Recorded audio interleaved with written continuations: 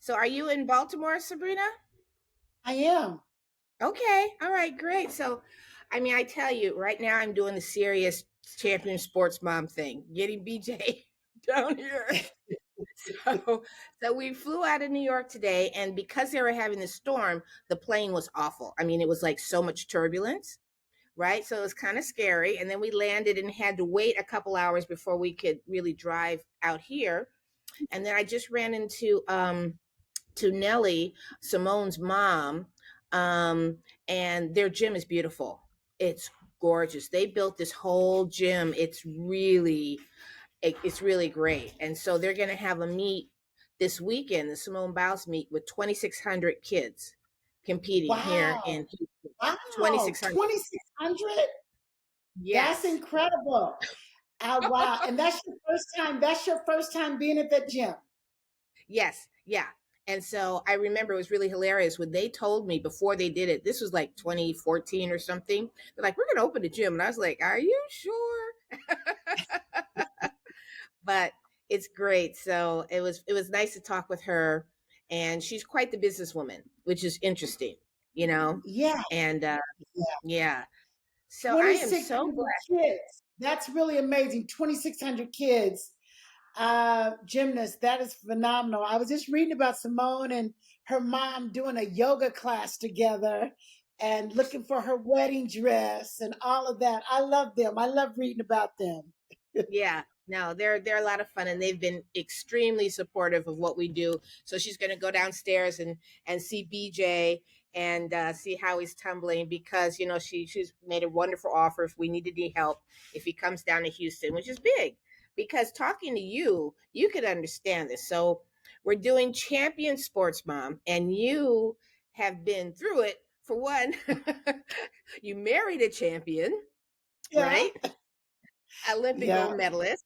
And then, so tell the story really of the kids coming up in sports, because not all everyone was in sports, but your two sons have been big in wrestling. So Yeah, how for did you? sure.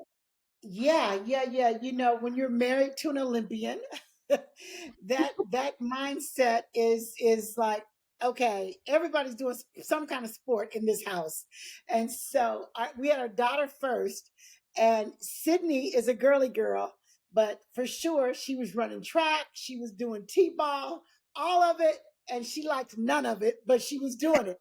So I was so grateful, so glad when the second child was a boy and the third child was a boy. So it kind of took the pressure off of our girl, and she could do what she wanted to do. She was a cheerleader for many years and all of that. And so that's about as far as she got with the sports thing.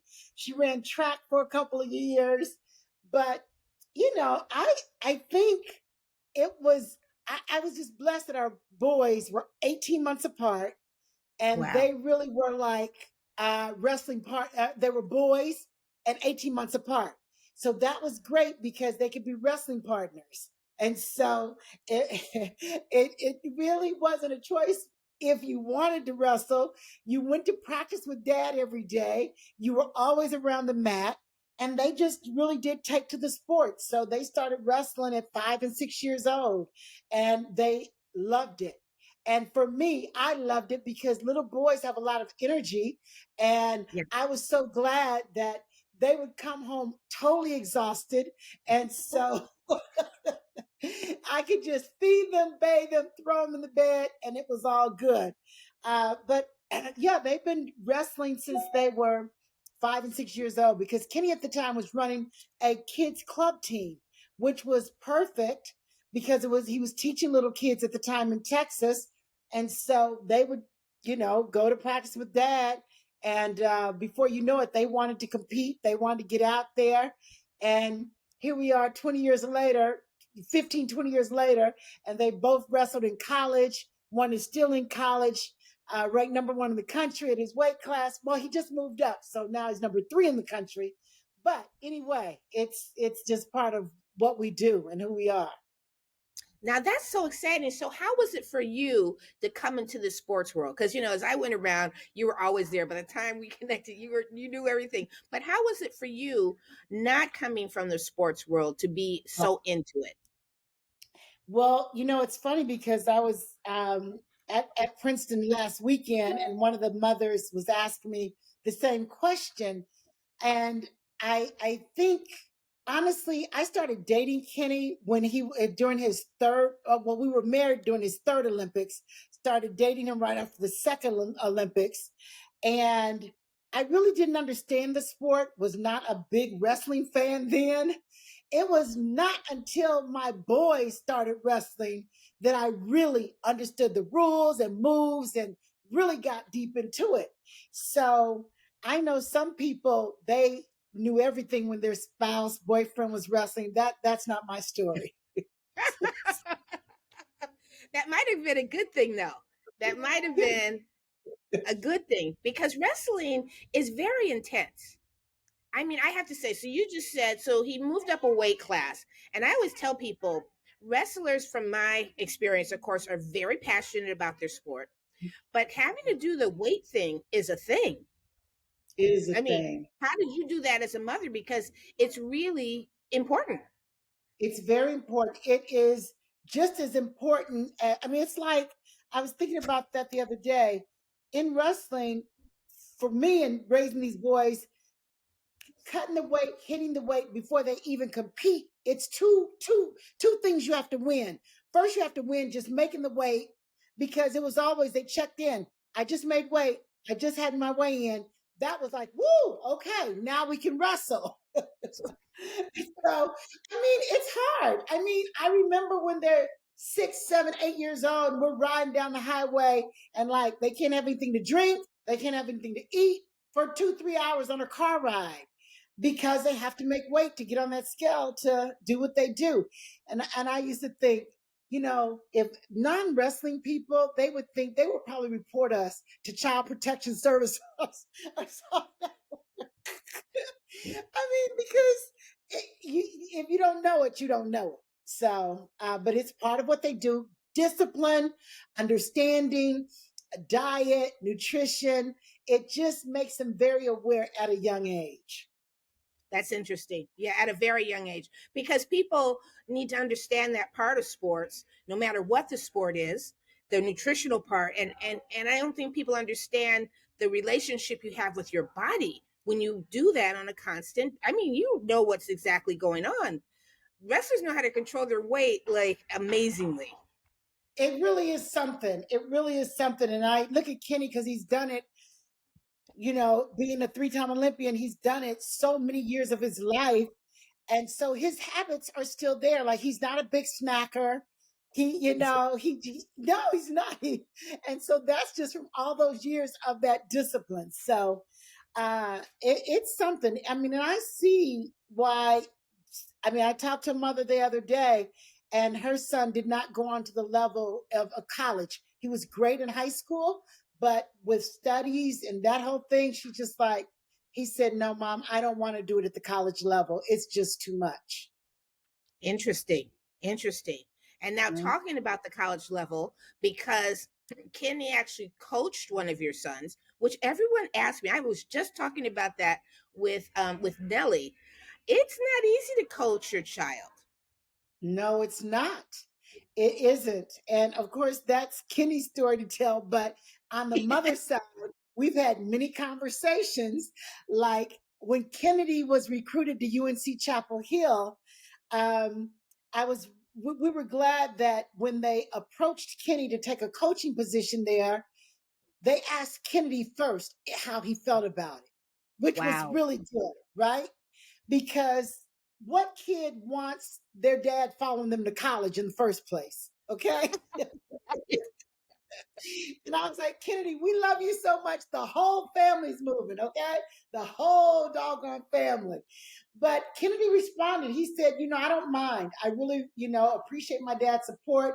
I love his coaching. So he didn't mind. So that was good. But there were times when Kenny's like, I'm going to let the coaches deal with Kennedy. I'll let them deal with that. I'm going to just sit back because he needs another voice. He needs another perspective. I live with them, so I'm going to let them handle it. Wow. And so as a mother, you have to still manage all that energy going on, right? Yeah, it's a lot of energy to handle and manage, especially when you had two boys coming up and we'd be at the same tournament and one would win and one would lose. You could never be too high, you could never be too low. You just kind of have to be neutral in the middle, celebrate, uplift.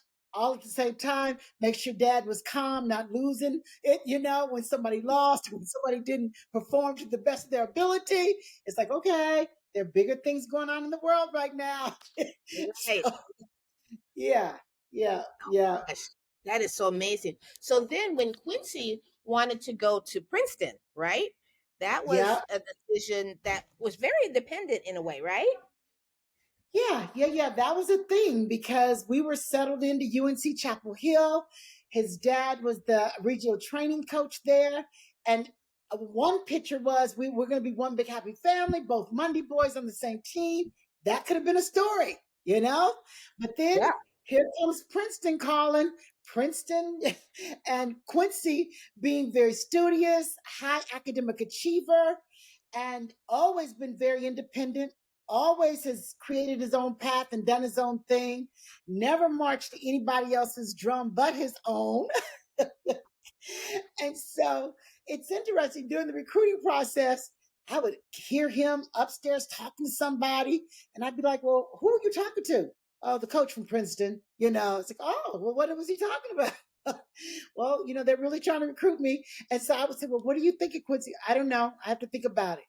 And so in our mind, we're like, well, he's trying to let them down easy. Well, he was letting us down easy.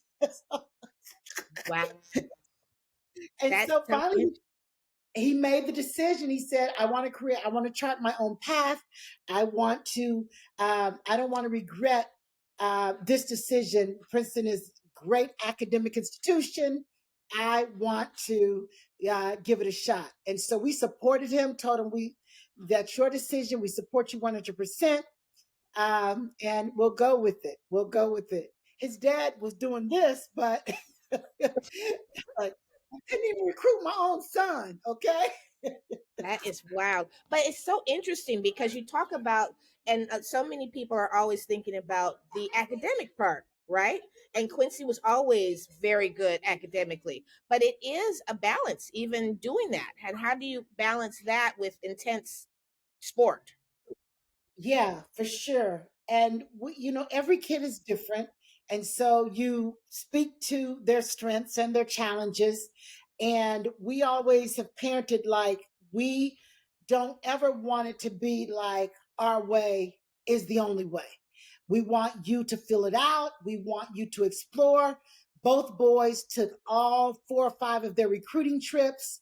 We wanted them to pursue what it was they wanted, feel it out for yourself.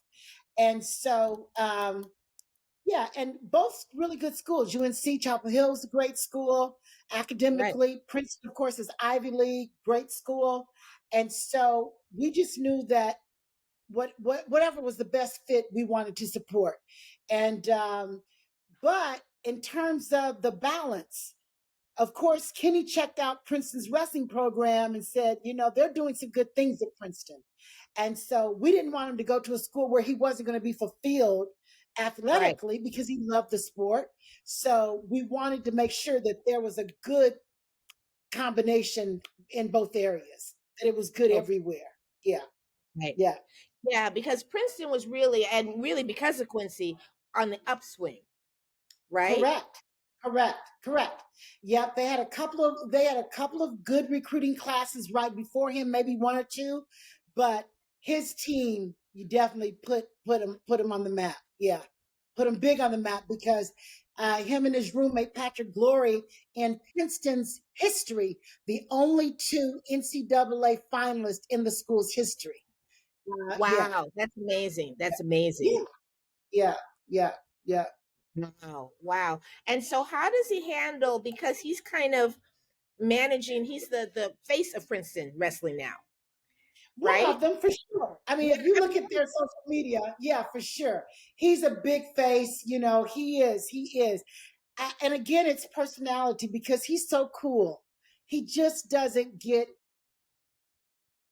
I don't know what the word is, but it's just that doesn't really feed his soul. All of the hype, all of the social media attention, he's just not into it like that.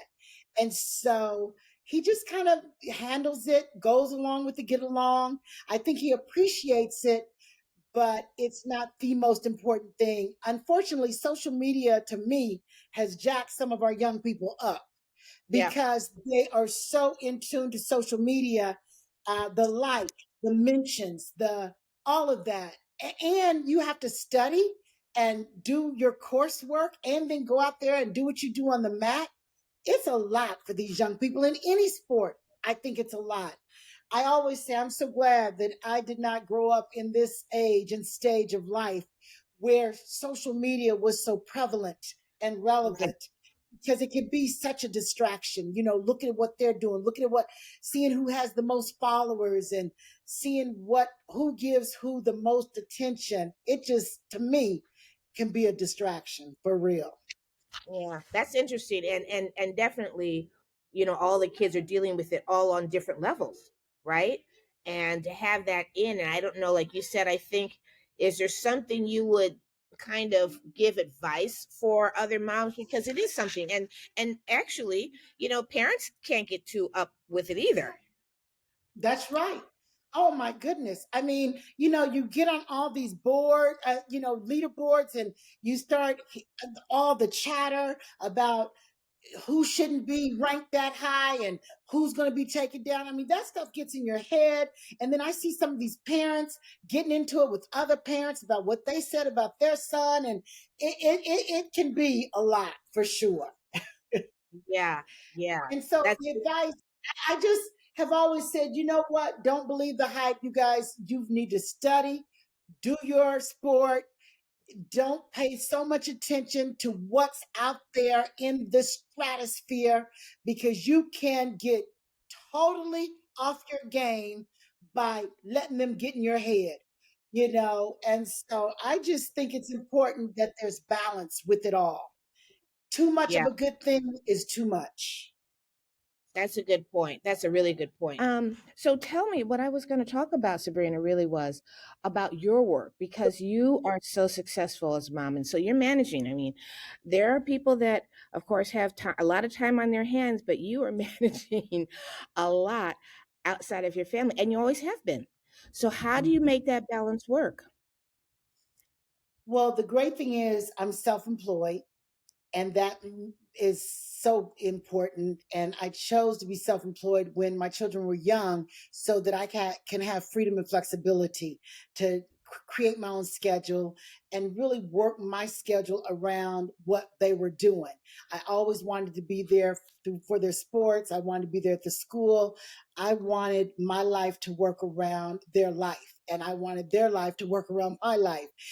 So just having a good work-life balance, and knowing that I knew, being with Kenny, that he was always very busy. There was always going to be a lot of travel involved. And so I am just so grateful that I've been able to set up a calendar that I own. And so if I had an appointment, but something with the kids came up, I could erase that and rearrange my calendar. And so I think the kids have grown up to appreciate and respect entrepreneurship. And I just, believe that life is to be lived. And if you are tied down to a desk or working for somebody else, it's hard to live out loud and be there for your family to the best of your ability when you're giving somebody else 8 to 10 hours a day. And so I don't mind giving 8 to 10 hours to my business when I can pick and choose when I work those hours. So when they were little, after they went to sleep, I'd stay up 4 or 5 hours in the middle of the night to get my work done. But I'm happy because I was able to do what I need to do with them during the day. And just like now, Quincy's senior year at Princeton, I told Kenny I want to make as many matches as possible because we're coming to the end of his college career. And so it's kind of bittersweet because we've been sitting in stands and doing this thing for a long time. And so now it's coming, to a close. And so I have basically cleared my calendar for pretty much every match this season. There are a couple of big conferences that I could not change and I wanted to make, But like for the next 4 weekends, we are traveling wherever Princeton is wrestling so that we can make his matches. So Wow. I just think owning your schedule and your time has been my key. Yeah, that's interesting. And because you support so many women, right, in doing this, I think it's important because what you've been able to achieve besides having your own schedule is a very close family. Like you mentioned, your oldest, Sydney was not into sports. And so, if you have one child to focus, but it's never like that. You had three very successful kids. Right. So how do you balance all that and for them to still have such a great relationship? Yeah, their interest, just making sure that you plug into their individual interest. Sydney was a prolific reader, has always loved reading, and now is a children's books editor in New York and doing what she loves. But I remember where her official senior year in high school, she wanted to study abroad. And so I supported that. And Kenny and I have just been really very flexible in our being and doing with parenting. He took we've moved like 7 times in the last 12 years from state to state to state. I mean, he's a coach, so we go where the teams are. And so one of his jobs that he took, um, it was going to be Sydney's junior year, which it ended up being her senior because she graduated early. But she was like, Mom, I don't want to go. I don't want to leave my high school, and it could be my senior year. And I felt that. And it's like, Kenny, we got to think about this thing. And so we came up with, I stayed with Sydney in Texas for a year so she could finish her high school. And Kenny moved with the boys to Oklahoma for a year. And and we look back at that and it's like, I don't even know how we ever survived. I don't know how they finished their school year. I don't ever know how they got their homework done. I don't know how they ate every day. But you know what? You do what you have to do, right? You do what you have to do. So I'm grateful for a spouse who's definitely supportive and wanted to make sure that we as a family unit did what we had to do when we had to do it to make it all work for everybody. Yeah, that's amazing. And that's a lot. And I think people they need to hear these kind of sacrifices. Like you said, in one way, so much sacrificing is coming to the end and it's not going to be here. It is for a certain amount of time, but the amount of sacrifice that you put in, I think makes a difference. It does. It's huge. It really is. And it's like, what are you willing to give up? What are you willing to not have or not do, not be? So, but our children are only young for a little bit. They only need us for a little bit of time in certain ways. And so when we can give them as much as we can give them, not to cripple them or enable them, but to support them and cheer them on and let them know that there are great possibilities out there. When we clip their wings and tell them they can't for whatever reason, well, they think they can't and then they don't. But if you are steady saying you will, you must, well, that's what they grow up believing to be true. No, that's Yeah. amazing and that's great. And it shows. It shows in their success, but really what's really lovely to see is the success of your family and that they're all really supporting each other. That's what I always like to see. They're really like being with each other, which is Yeah. great. Exactly, exactly. Because it's and that's a balance too, because you can't give one when you have multiple, you can't give one more than you give the other. So you got to make sure that it's equitable and that it's fair. And so, because the last thing you want to do is when, and they'll do it anyway, though, is when they get over, well, he was a favorite. Well, she was a favorite. Well, you did this. Well, you did that. So no, I say you guys are all my favorite, and you know that, okay? Let me give Now, you exhibit A, B, C, and D. How you're the favorite. You're the favorite. So it's been fun, though. It's been fun. I believe motherhood is my most prized position in the world. It's the most difficult for sure, has been the most difficult, but the most rewarding, because, raising young people and they all come with different personalities and there's really no handbook of how to do it and do it well because society is different. Children are different. We're different, a different era than our parents raised us. And so mhm. it's kind of trial and error. And you just do the best you can. Do the best you Yeah. can with what you got to work with. I'll never forget being at the World Championships in New York that we put on because, like I said, wrestlers are very passionate about their sport.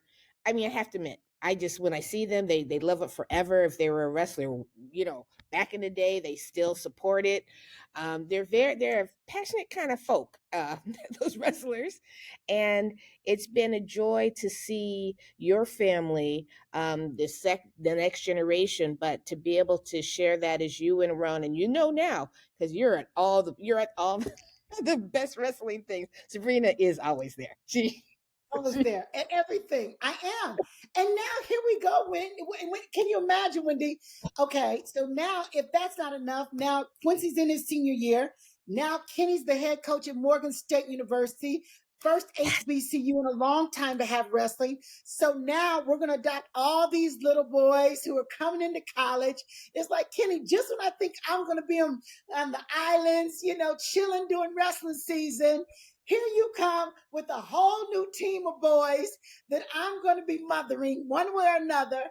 But you know what, Wendy? Giving back is so important. And these young athletes need us. They need us in a big way. And so I'm excited about the next phase of parenting as my husband is the head coach at Morgan State University. So it never ends, right? It never ends. You do that. You know that. You've done it. You've got the mother. Now you're the coach. I mean, all aspects. Oh my goodness.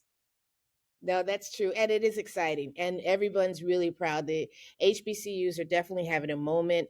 And to get these non traditional sports, Fisk now has gymnastics and Morgan State having wrestling. I think, from people that come from the non traditional sport era or just, division, it's really important. And to have it at a HBCU is it's just something. It really makes a big difference. For sure. For sure. We're Yeah, excited. We're excited about it. Yeah, for sure. that's so So great. I know. Okay, finish your question because then, of course, I've got questions about BJ and No, you go Houston. ahead. And okay. So is he getting close to a decision for school? Not yet. Not yet. Yeah. I mean, this is great. He's out there tumbling now. And BJ he's a beast. It's really interesting to see your kid be, he loves this stuff. And He's and amazing. yeah, he's very disciplined. He knows what he wants to do. And so like you said, you sometimes you just got to do stuff where you make it happen for him. He said he didn't want to be in New York and I'm like, "Okay." I mean, it would be super easy, but he doesn't want that. Yeah. And but you know what, he's a good kid and he can really train wherever he wants to. He listens really well, which I think people need to understand. When you have kids that are talented, it's great, but if they're not coachable, watch out. It's like, Right. you know yeah, so Going that nowhere fast. Right. nowhere Right. fast. So I'm Yeah. really blessed that he's very easy to coach. Or he's got that kind of personality, and we will Mhm. see. But he's not close to anything yet. It's gonna be a minute. Okay. Okay. Okay. Well, best Yes. of everything. I know he's gonna land right where he belongs. It'll be great. Yeah. Yeah. Yeah. I'm excited. I'm excited. So he was loving it out east, but we'll have to see. He's got a whole season to go, and like you said, he's got to go see places. That's really, like you said, your kids went on those recruiting trips. That's really important.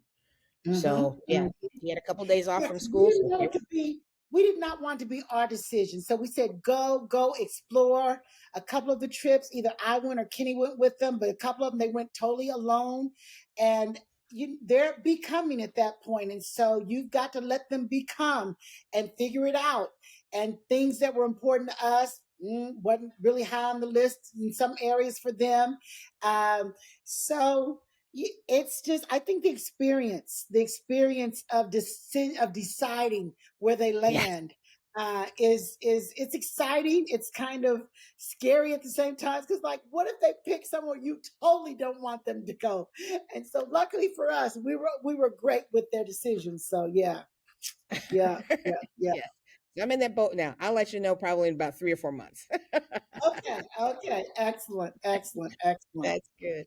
Well, Sabrina, thank you so much. It's really a joy to talk to you about this. We know each other for a long time. You have such knowledge and you've done such great work. And thank you for joining us on our Sports Mom podcast. Yes, yes, yes. Well, Wendy, it's an honor. Thank you for having me. Thank you so much.